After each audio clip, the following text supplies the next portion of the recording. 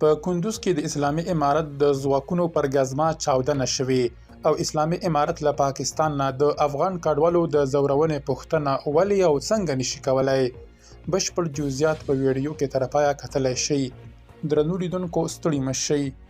له کندوز څخه 2 سیمه ایزو سرچینو رسنیو ته ویلي چې بیګا ماسخوتن شاوخوا 8 بجې د کندوز د دویمې امنیتي حوزې اړوند په هلال کوڅه کې د سرتیرو پر ګزما چاودنه شوې ده، خو د مرګ ژوبلې په اړه یې کره معلومات نشته. یوې بلې سرچینې ویلي چې سیمه د سرتیرو لخوا کلابند شوې ده. چارواکو د دغې پیښې په اړه رسنیو ته څه نه دي ویلي.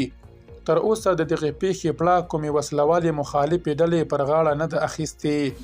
د دیني علومو متخصص مولانا رحمت الله اندړ په پاکستان کې د افغان کډوالو زورولو او د هغوی اجباري ایستنې ته په اشارې لیکي اسلامي امارت له پاکستان نه د افغان کډوالو د زورونې پوښتنه نشي کولای چې ولې له افغان کډوالو سره د کډوالۍ د نړیوالو قانونونو خلاف عمل کوي.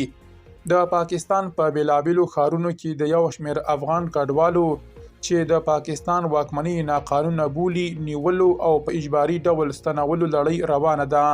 په ټولنیزو رسنیو کې خپاره شوي شواهد ښیي چې پولیس له دې کډوالو سره له سپکاوي ډک چلند کوي او افغانستان ته د لیږد پر وخت ترې مالونه او شتمنۍ ستنوي.